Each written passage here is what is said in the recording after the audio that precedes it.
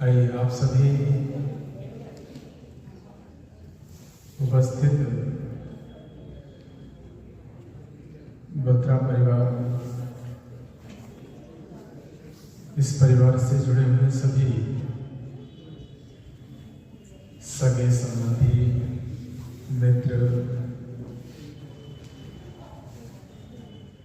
धर्म प्रेमी बंधु, मातृशक्ति, स्वर्गीय माँ जनक बत्रा, पुण्य पवित्र आत्मा को हम सब लोग थोड़ी देर बैठ करके श्रद्धांजलि समर्पित करेंगे।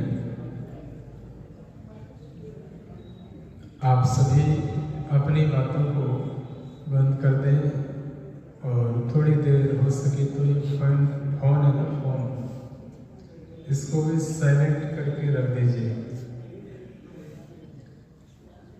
पहले के समय प्राचीन काल में हवन, पूजा पाठ, सत्संग आदि जब होते थे, ऐसे अच्छे कामों में राक्षस लोग विघ्न डालते थे। राक्षस विघ्न डालते थे हवन में, और उसी यज्ञ की रक्षा के लिए भगवान श्री राम को जो है जंगल ले जाया गया था, वन में ले गए थे ऋषि लोग। वर्तमान में ये दूरभाष जो है ये हमारे पूजा पाठ में विघ्न डाल देता है।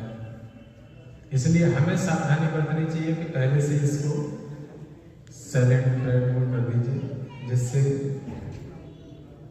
ये जो पाप उसको लगे जो आपकी पूजा में विधान डाल रहा है, क्योंकि उसको तो पता नहीं है, लेकिन व्यवधान हो जाता है।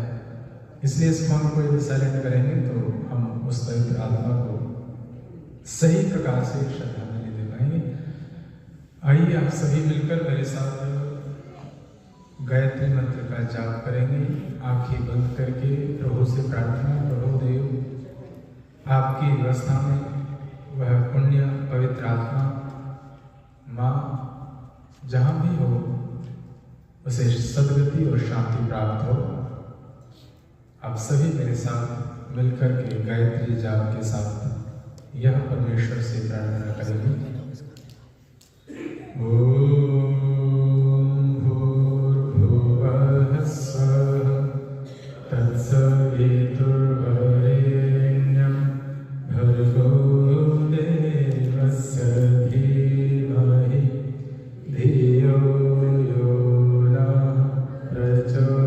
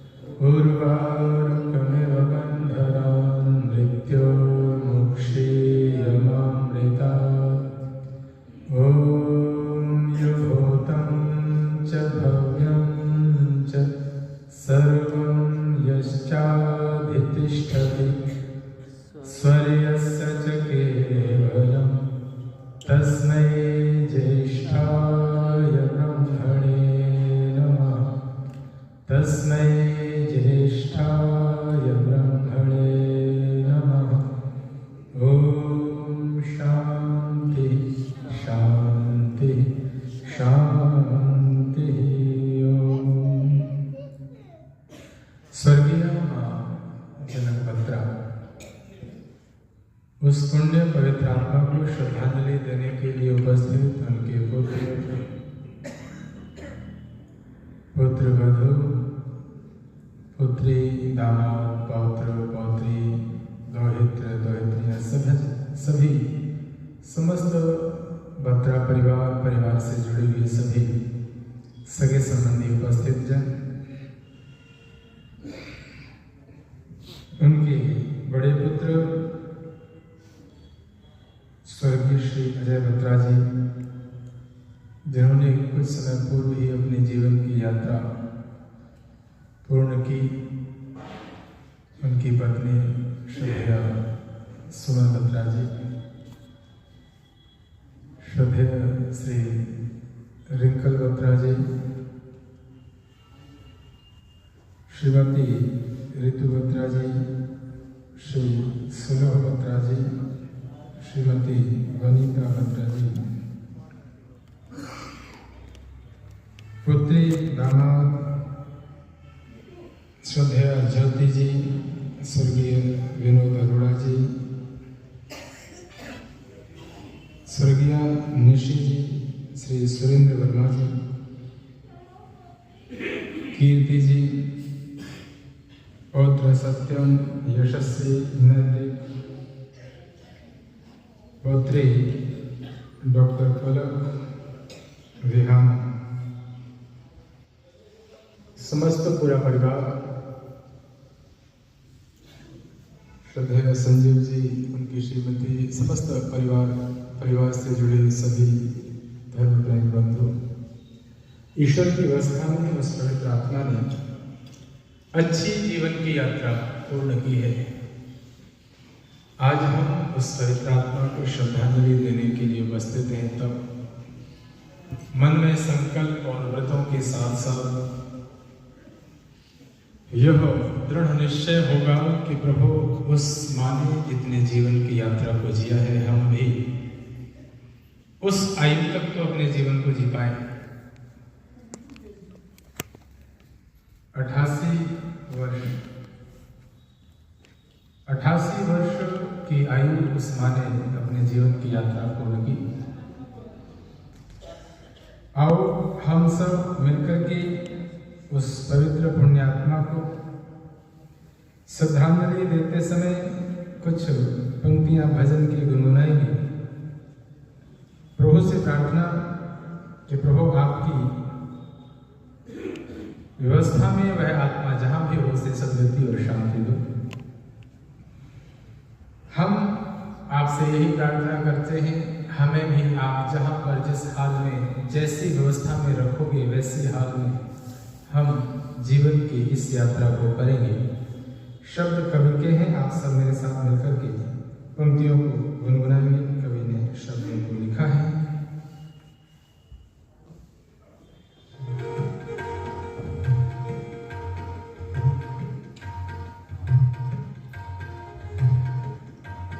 शब्दों को सुनेंगे और साथ में लय और ताल के साथ में गाएंगे।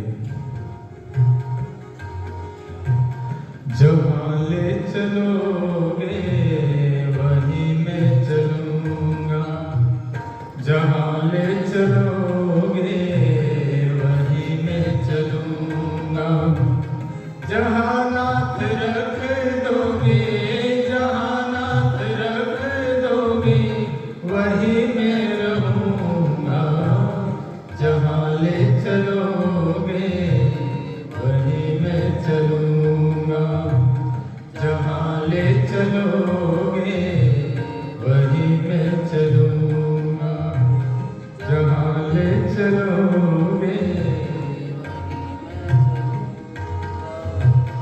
ये जीवन समर्पित शरण में तुम्हारे, तुम ही मेरे सर्वस्व, तुम ही प्राण प्यारे।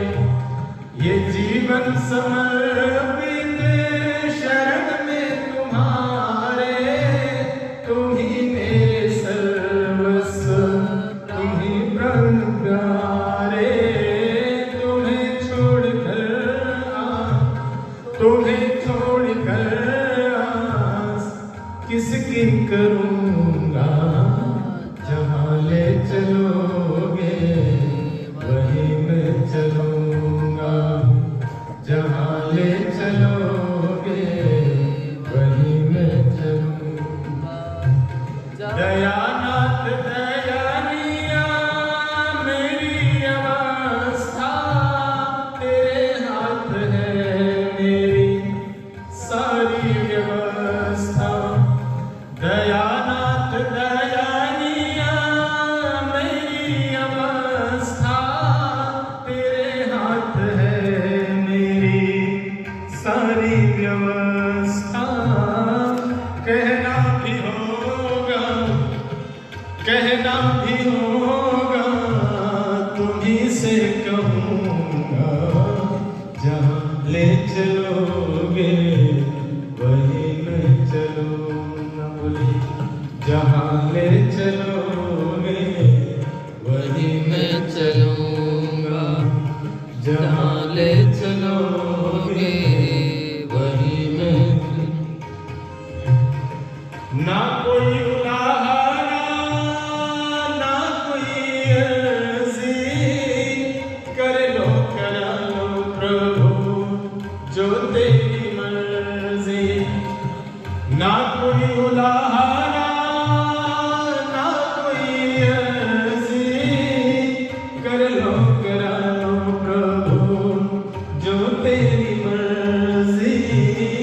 सहाओगे जो भी, सहाओगे जो भी, खुशी से सहूँगा, जहाँ ले चलोगे वहीं मैं चलूँगा। बोले जहाँ ले चलोगे वहीं मैं चलूँ।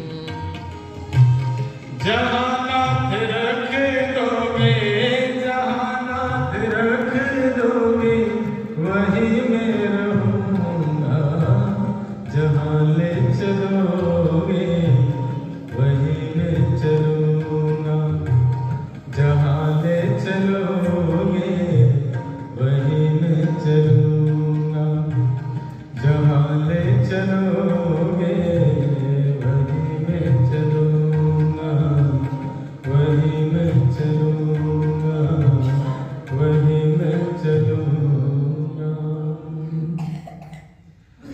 प्रारंभ में हमने अभी मिलकर के एक मंत्र पाठ किया।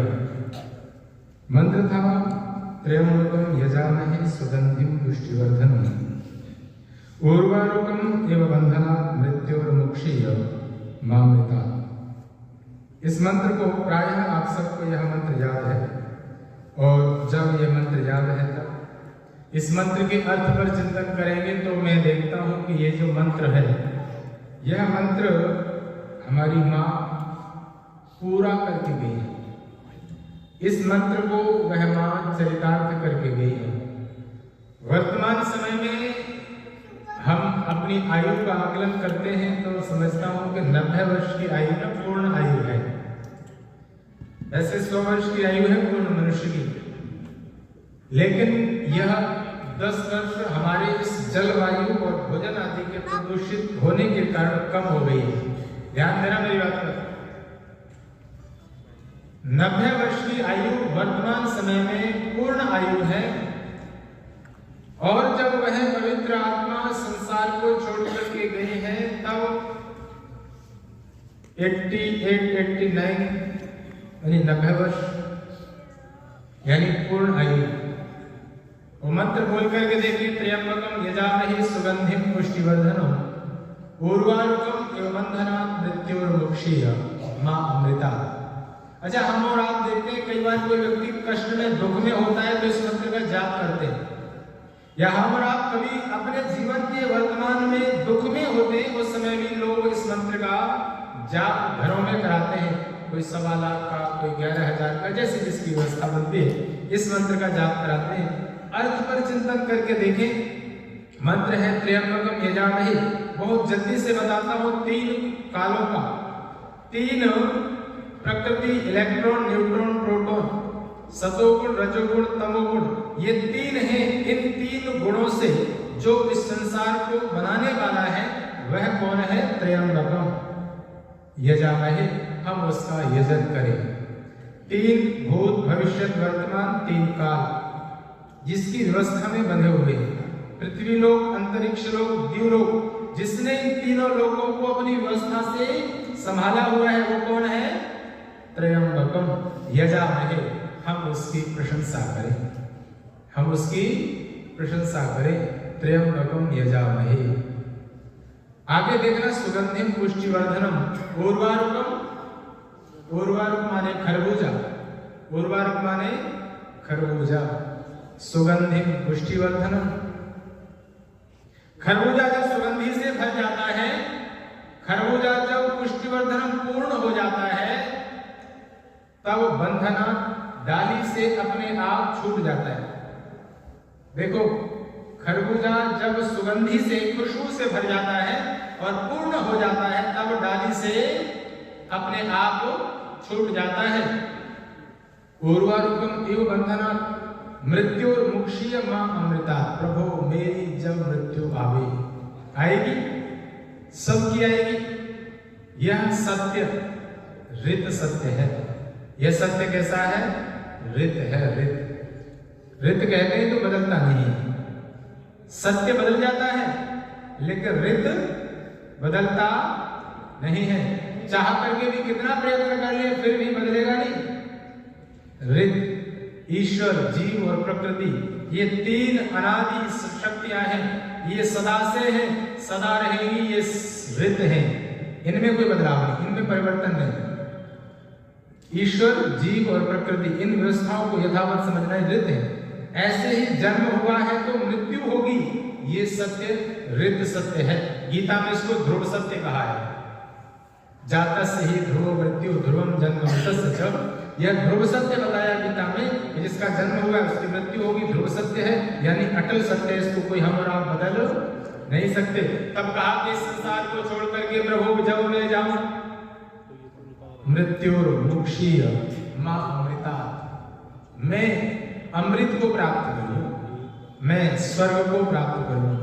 जब इस संसार को छोड़ करके जाऊं तो प्रभु मैं स्वर्ग को प्राप्त करके जाऊं, स्वर्ग में जाऊं। इस मंत्र में कहा कब जाऊं तो कहा पुष्टिवर्धनम सुगंधिम।